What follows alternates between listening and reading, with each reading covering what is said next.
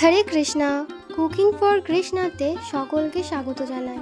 একাদশীর যে শর্টস ভিডিওগুলো আমি দিই তাতে অনেকেই কমেন্ট করে একাদশীর রেসিপিগুলো দেখানোর জন্য। তো কিছু রেসিপি অলরেডি দেখানো হয়েছে, আর আজকে শেয়ার করব যে প্রতিদিনের ভিডিওতে বাকুইটের খিচুড়ি আমরা দেখাই সেটা কিভাবে বানানো হয়। বাকুইটের খিচুড়ি বানানোর জন্য এখানে 1 বাটি পরিমাণ বাকুইট নিয়েছি। কাছ থেকে একবার খুব ভালো করে দেখিয়ে দিচ্ছি এগুলো ঠিক কীরকম দেখতে হয়। এগুলো হলো এক প্রকার ফুলের বীজ, যেটা আপনি গুগলে সার্চ করে দেখতে পারেন। বাকুইটের আটাও পাওয়া যায়, যে আটাটা আমরা একাদশীতে ব্যবহার করি। এই বাকুইটগুলো আমাদের গ্রামের দিকে একদমই পাওয়া যায় না। নবদ্বীপ, মায়াপুর অথবা কাছাকাছি ইস্কন মন্দিরে আপনারা এটা পেয়ে যেতে পারেন, কিংবা অনলাইনের বিভিন্ন স্টোর থেকে এগুলো আনাতে পারেন। এবার বাকুইটটাকে খুব ভালো করে জলে ধুয়ে নেব। বাকুইট সিদ্ধ হতে একটু বেশি সময় লাগে, সে কারণে আগের দিন রাত থেকে ভিজিয়ে রাখতে পারলে ভালো হয়। তো আমি এখানে ভিজিয়ে রাখিনি।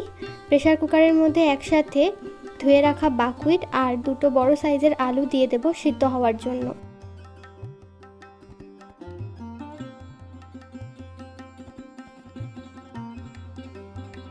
বাকুইটটা সিদ্ধ করা হয়ে গেছে, আর সিদ্ধ হওয়ার পর এটা কীরকম দেখতে লাগে একবার দেখিয়ে দিচ্ছি।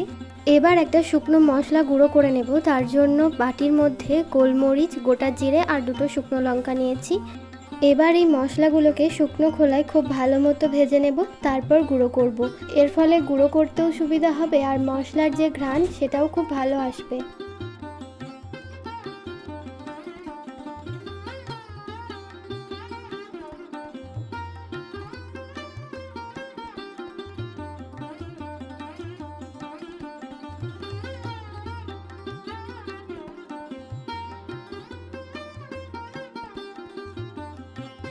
এবার কড়াইতে সূর্যমুখী তেল দিয়ে দিচ্ছি গরম হওয়ার জন্য। তেল গরম হয়ে গেলে ওর মধ্যে চেরা কাঁচা লঙ্কা দিয়ে দিচ্ছি।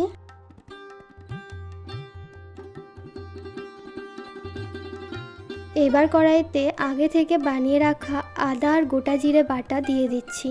আমরা কিন্তু একাদশী রান্নার ক্ষেত্রে আদা, টমেটো, কাঁচা লঙ্কা, গোটা জিরে, শুকনো লঙ্কা, গোলমরিচ, এমনকি হলুদও ব্যবহার করে থাকি। শুধুমাত্র প্যাকেটজাত হলুদটা আমাদের ব্যবহার করতে বারণ করা হয়, কারণ গুঁড়ো মশলার ক্ষেত্রে অনেক রকম ভেজাল থাকে। সে কারণে হলুদ যদি কেউ বেটে ব্যবহার করতে পারে, দোকান থেকে গোটা হলুদ কিনে এনে, তাহলে তারা ব্যবহার করতে পারে। তো হলুদটা আমরা ব্যবহার করি না। আর এই বাকুইট রান্নার ক্ষেত্রে চাইলে আপনারা টমেটোও দিতে পারেন। তো আমার কাছে টমেটোটা ছিল না, তাই আমি ব্যবহার করিনি। মশলা কষানোর সময়তেই আমি অল্প পরিমাণে একটু সন্দক নুন দিয়ে দিয়েছি। মশলাটা কষানো হয়ে গেছে, এখন সামান্য পরিমাণে একটু জল দিয়ে আবারও ভালো করে মিশিয়ে নেব। এবার সিদ্ধ করে রাখা বাকুইটটা দিয়ে দেবো। ওই যে আমি গোটা আলুগুলো ব্যবহার করেছিলাম, ওগুলো কিন্তু বাকুইটের সাথে খুব ভালো করে ম্যাশ করে দিয়েছি। আলুগুলো কিন্তু গোটা রাখার জন্য বাকুইটের মধ্যে দেওয়া হয় না।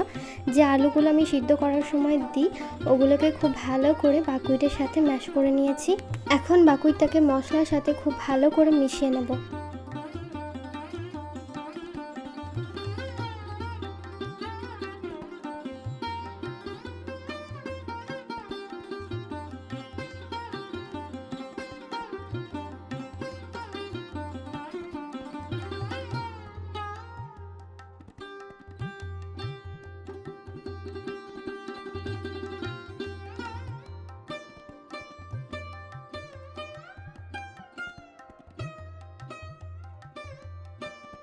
বাকুইটটাকে পাতলা করার জন্য পরিমাণ মতো জল ব্যবহার করেছি। ওই ভিডিওটা এখানে বাদ পড়ে গেছে।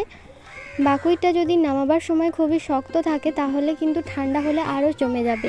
তাই জন্য নামাবার সময় অনেকটাই পাতলা রাখতে হবে, যাতে যদি এটা ঠান্ডা হয়ে যায় তাহলেও যেন একদম শক্ত না হয়ে যায়। একদম শেষে বানিয়ে রাখা ভাজা মশলা দিয়ে আবারও ভালো মতো মিশিয়ে নেব।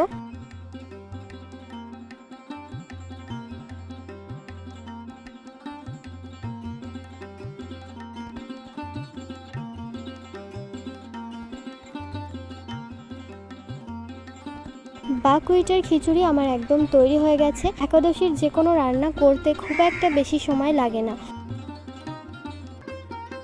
তো এখন আমি ভগবানকে ভোগ লাগাবো। তো ভোগের থালাটা সাজিয়ে নেব। তারপর এই বাকুইটের খিচুড়ির সাথে অন্যান্য একাদশীতে যে আইটেমগুলো বানিয়েছি সমস্ত কিছু তুলসীপত্র দিয়ে ভগবানকে ভোগ নিবেদন করেছি।